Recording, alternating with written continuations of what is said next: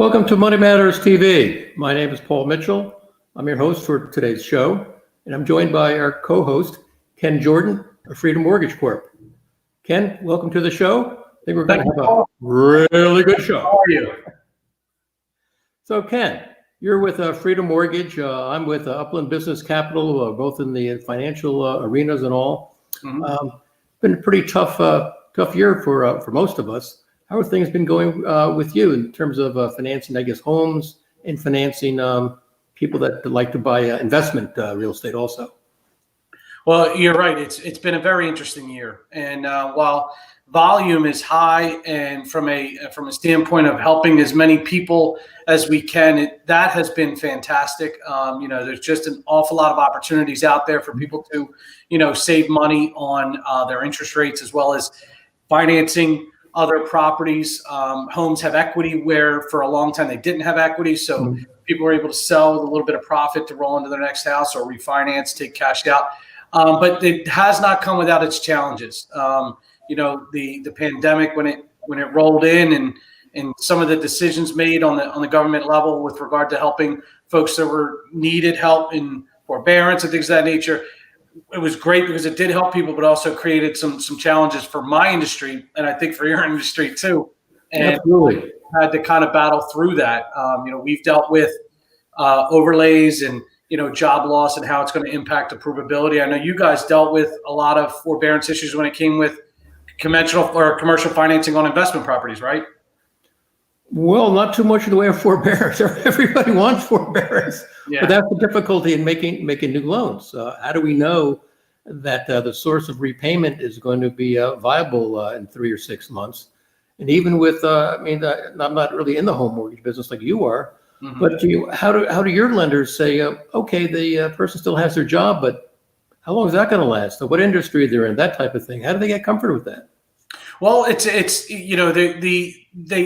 are under the assumption that the job loss, the lack of income was short-lived and will be short-lived with the vaccines coming out and the country coming hopefully on the other end of this pandemic.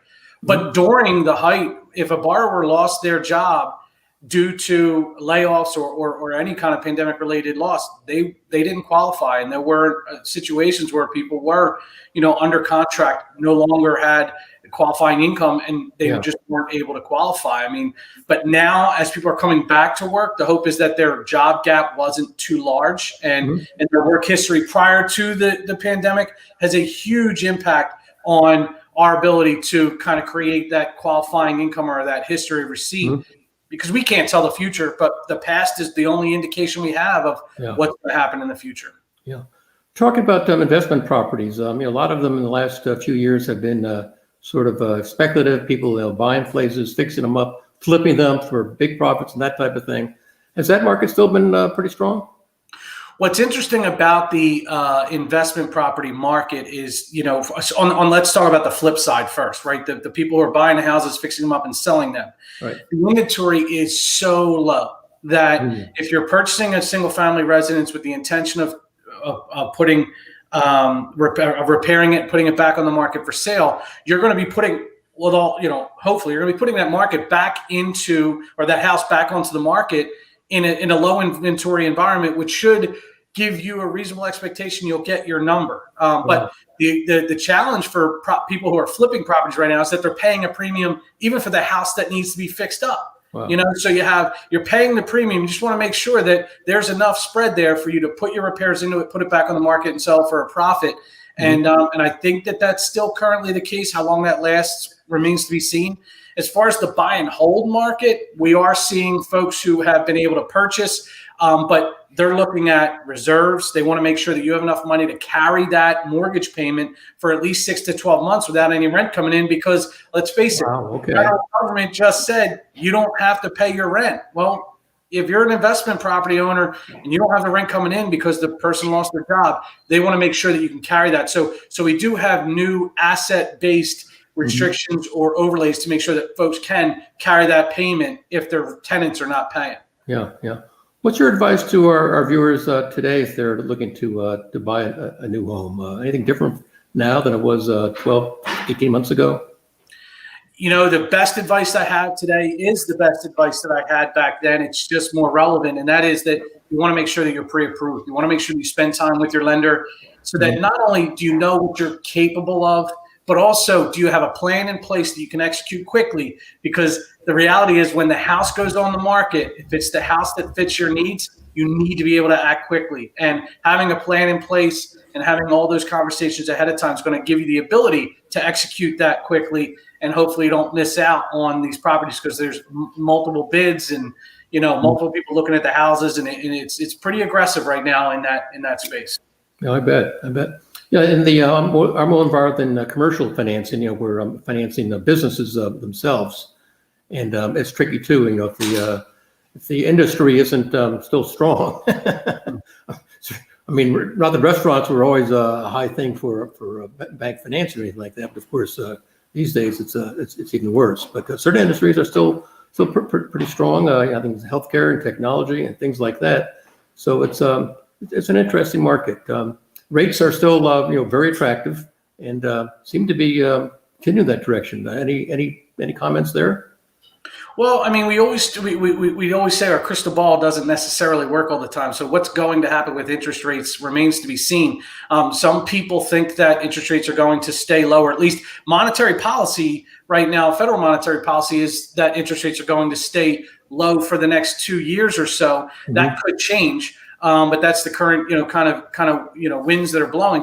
But relatively low. I mean, we're really, really low. They could go up a percent and still be relatively low. Oh, yeah, absolutely. It's tough to say where they're going to be in a meaningful terms in the next 6 to 12 months. But, at the end of the day, the idea is that hopefully we'll stay low long enough to get through the economic downturn that we're seeing right now. And as always, low rates usually helps with economic growth. Just the other end of it's going to be interesting. Yeah. Well, interesting story there, Tim.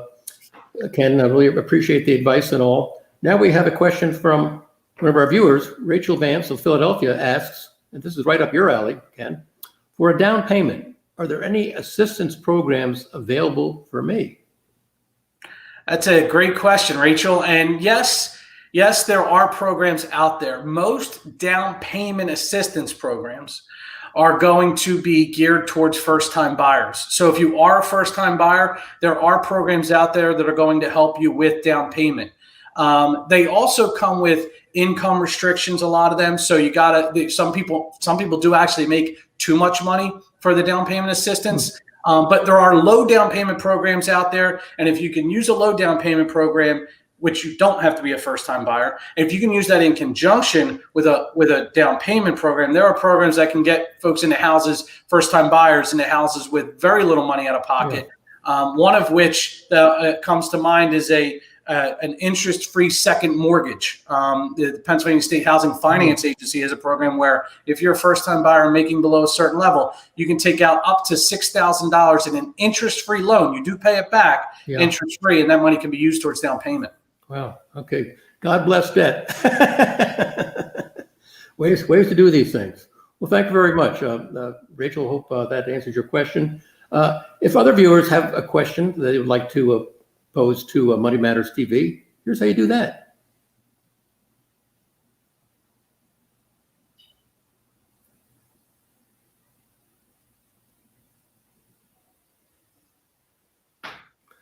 Now we'd like to go on with our show and introduce our featured guest. Featured guest is Joshua C. Irons, who's CEO of River Avenue Digital.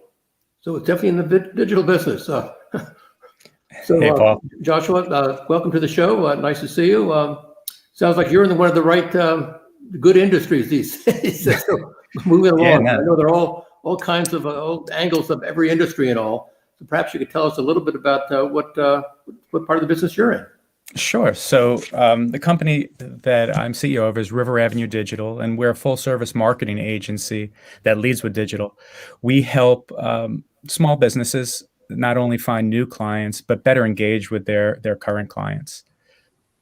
We're located right outside of Philadelphia, right by the airport in Prospect Park, and we've been around 3 years, and we're a growing team. John, I have a question for you, Josh. And welcome, Josh. Thank you for joining us. Thanks, Ken. So the last year is a topic of conversation just about everywhere you go, right? Whether it's talking to friends and family or talking to your clients. What are some of the things that you've learned over the last year that that you'd like to share? Yeah, I mean, we saw all different types of things happening. There were some businesses that weren't able to pivot quickly enough that we were helping, that just couldn't do it. There were other businesses that stayed the course, that are coming out of the pandemic in a really strong way. So, I mean, it's across the board. One thing that we are seeing a lot of is the transition to e-commerce. So people that have been in the brick and mortar business, that have storefronts, they're looking for other revenue streams. And where's everybody now? And they are online, and they're doing their business online. And I can attest to that, because we have about 6 or 7 Amazon boxes arriving at the house every day. So I mean, things have changed, and a lot of smart business people are making that transition to e-commerce and the online world. How do they compete with Amazon? I'm your regular everyday bricks and mortar guy last year, and now I'm going digital, et cetera. Yeah, I mean, there's an opportunity to leverage Amazon for your business and sell through Amazon. They like to take a nice piece of the pie, though, so you have to be aware of that. But I mean, when we think about marketing, we think about storytelling, and what differentiates your business from another business. Really, the only thing is your story. And if you get people to buy in and understand who you are, what you do, and why you do it, you create, I guess, people that really want to work with you and want to buy from you, rather than these big, giant businesses that you're just a number to them. Yep. I like the storytelling aspect of it. When the internet first came up a few years ago, people said every business is going to go, online, whether it's investment banking, this or that, or whatever. But not all of it did by a long shot, because you still want to know who you're dealing with. Right, and scammed or something like that. Yeah, and I think we're all in somewhat commoditized businesses. And why would somebody pick Freedom Mortgage over another mortgage company? Right. And it's because of Ken Jordan and the story that Ken Jordan can tell that makes somebody want to work with him.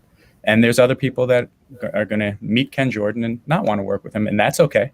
But you need to put that story out there and be authentic, be yourself, and understand your story so that you can differentiate yourself from those other players in the market. Okay, so say a company has no cash to allocate to a marketing team. What are some things they can do in-house right now to expand their reach? Yeah, I mean, social media is a good starting point, because again, if you do want to tell your story, you have to think about where your audience is. And if your audience is online, you have an opportunity to touch them. And if you have your team do it and make it part of their job, it becomes something that people get behind and people like to do. We've seen that with a bunch of our clients. Sometimes we walk into a situation where budget is X and the cost of what we provide is Y. So to bridge the gap, we are kind of teaching them how to fish a little bit and showing them ways that they can do things on social media. And as they start seeing a return on investment, then they have more money to spend on their marketing campaign. Speaking of spending money, how much should a company allocate towards marketing when they're going through their budget? I mean, it's kind of, maybe the year-end kind of question, because you're putting your budgets together. But here we are in the first quarter. How much should people really, business owners, how much should they look to put into marketing? Yeah, I think it's going to be different for different industries. But I mean, we usually say, think about like between 4 and 10% of your what your revenue is going to be, and think about that as a starting point for your marketing, because marketing is an investment, and you want to make sure that you make that investment because you want a return on that investment, and you want 5x, 10x in return, and you have to start somewhere. So there is a commitment, but that commitment is going to turn into more dollars down the road, hopefully. What are some of the tools that you recommend for business leaders who are looking to take control of their marketing? Yeah, I would say, I mean, we kind of live and die by analytics on our side, and we let the analytics kind of drive the marketing in a lot of respects.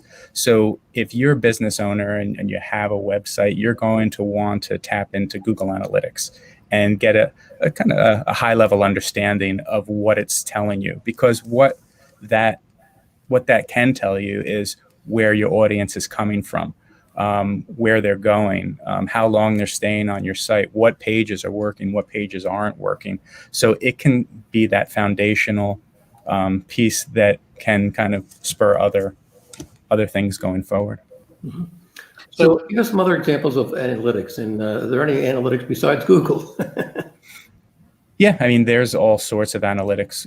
We use a tool that kind of aggregates different types of analytics. So whether it's what's going on with advertising, what's going on your website, how many people are visiting you through social media, and it puts everything in one spot. So it becomes one-stop shopping, and we're able to gather a lot of insight from that and then make decisions based on that insight rather than kind of winging it or letting your gut kind of lead the way. Not always bad. I mean, some people have good guts, but at the end of the day, you want to marry up that with analytics so that you are making smart decisions and informed decisions. Mm-hmm.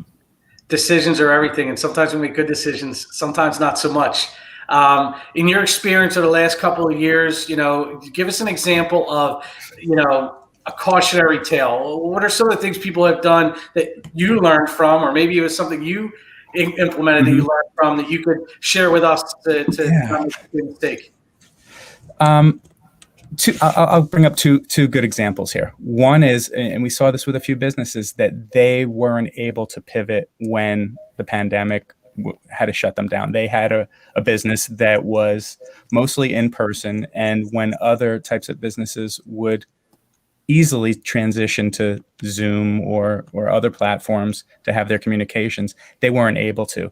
And it was kind of like steering the Titanic, right? And they had to make a lot of decisions, a lot of investments, but the more agile your business is, and the more thought you put into it, the easier it is for you to kind of turn away from the iceberg.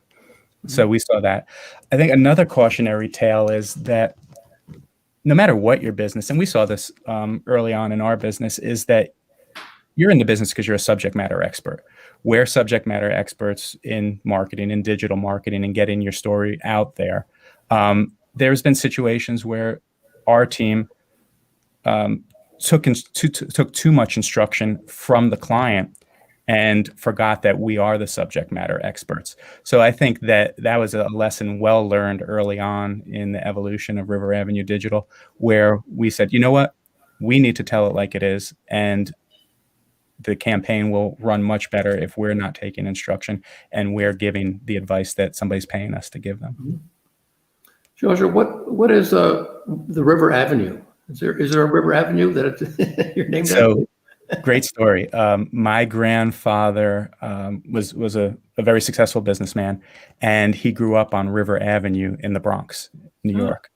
I am a giant baseball fan, and River Avenue is also where Yankee Stadium is.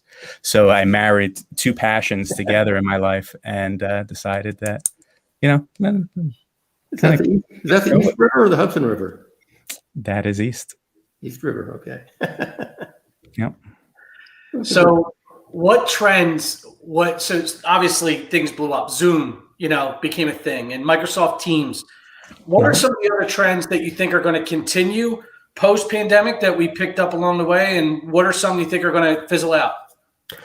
I mean, I think it kind of all actually the Zoom, and I think this is not going to fizzle out. I think people have realized that they don't have to travel 45 minutes or an hour to go to a meeting, and they can be just as effective using Zoom or another platform. So I think this is here to stay, and I'm very glad it's here to stay, because one of the reasons I started River Avenue Digital was so I didn't have to travel anymore. So this makes my life a lot better. I mean, artificial intelligence, we hear that as a kind of a place that, a lot of businesses are building off of. So keep thinking about artificial intelligence and how it can help businesses be more successful in these times. Other things that are kind of taking hold are chatbots. So if you go to a website and you want immediate attention, some good websites have the ability to talk to somebody, and they don't have to be a real person. So again, artificial intelligence kind of puts itself in there. And then there's just different types of attribution that we look at for like 2021 and beyond. So people don't make a decision based on one piece of information. It's probably 3 or 4 pieces of information. And smart marketers are looking at those 3 or 4 pieces of information to really find out the story behind how somebody became a client or how somebody took an action, where before you would have to kind of, I guess, make a wild ass guess to see what is going on. But in this case, I think that we now have a lot of tools that can help us with that to make better decisions based on analytics. Joshua, if you had advice to give to your former self 5 years ago, what would it be besides investing in Tesla or Amazon or GameStop? Well, I mean, that's the best bit of advice I could have given myself. I would say that, I mean, don't doubt yourself. When Kenny mentioned decisions, make a decision and stick to that decision, and keep pushing forward to make yourself better on a regular basis. I mean, I came from a world where I was running companies, but they weren't my companies. And I wish that I would have told myself, you know what, get on the saddle, do it yourself. You can do it. And then also get permission from my wife to do it too. Always good advice. Yes. So we were offline chatting about a new person you just brought on your team. And I had a question. As you know, you help business owners and you are a business owner. So you're in a very unique position to kind of practice what you preach. So what are some of what's some advice you can give to business owners on, what do you look for when it comes to bringing people onto your team, and how do you evaluate your talent and what you bring on and who you bring on? Yeah, there's a few things, and that's a great question. And there's a few things that I often think about when we bring somebody new on the team. And a lot of it comes down to self-awareness. So understanding where the gaps are for myself and the other members of my team, and then finding the right person to kind of fill those gaps. I think that is a good way to approach the hiring process. I also look for leadership. Even if it's an entry-level position, I want people on the team that can grow into leaders and kind of take the ball and run with it. Because things have changed, right? We're not all sitting in the office together. People need to be able to kind of not go A, B, C, but maybe it's C, A, B, and make decisions by themselves because they don't have somebody looking over their shoulder. And we need somebody that kind of fits that mold, that isn't afraid to make a decision, that will push the envelope a little, and most of all, not be afraid to fail. Josh, any advice for, say, a young person, new college graduate or whatever, that is interested in the digital space? Yeah, I mean, there's a lot of reading to do out there. I would say, pick up a book and then actually start doing it. The best advice is, open yourself up, take a project on, whether it's paid or not paid, just so you get some of that real world experience. Mm-hmm. And I'd say that's probably a good place to start. Josh, we evolved digitally from, the website, email, what we were able to leverage email for. The technology grows, and usually it starts in the pre-teens and works its way into the mainstream. So, from a business standpoint, where are we with Snapchat and TikTok? I mean, are these that businesses really should be using yet? I would say know your audience. I mean, if you know your audience and then you understand the demographics of those platforms, it makes that decision a lot easier. Also, I mean, it's a commitment too, because the biggest problem that we see is consistency. whether it's on TikTok, whether it's on social media, whether it's an email. People start something and then stop, and then they have to kind of build all that momentum up again. And that's always a challenge. So to answer your original question, is Snapchat or TikTok for you? I'd say understand who's on Snapchat and TikTok. And if that's your audience, it's for you. If your audience is an older demographic, it may not be the right place. So know your audience. Josh, last question, as we're coming to the end of the our show. But what are some other trends you see coming on in the next year, 2, 3 years? Trend-wise, I think that you need to be where other people aren't. So you need to find that white space in your industry. And sometimes, like Ken said, it could be TikTok, it could be email, it could be something related that's totally differentiates you from everybody else. And we just had a client that we recommended doing a snail mail campaign because it's going to break through the noise. I mean, they're in a commoditized industry. They need to do something a little bit different. And we always start with different. And then we say, okay, these are the 3 things that we suggest that we move forward with that can make an impact. And since we did a competitive overview, we see that your competitors aren't doing it. So this is the place that you're going to make some noise and break through the noise. Well, I have one last question about trends and all. You are not alone in your industry. How do you compete with the competition? I'll go back to storytelling. I'd say that, I mean, what we do is very commoditized. A lot of people are doing it, but we have a story that's unique, and we do things differently, and we tell that story so that people understand what makes us special. Some people aren't going to like the way we do it. We don't need them. We want to work with people that kind of buy into our philosophy and our theory. Good position to be in because a lot of people would say, every breath, warm air out there, I got to get them. But you're right, dealing with the right people is important in both directions.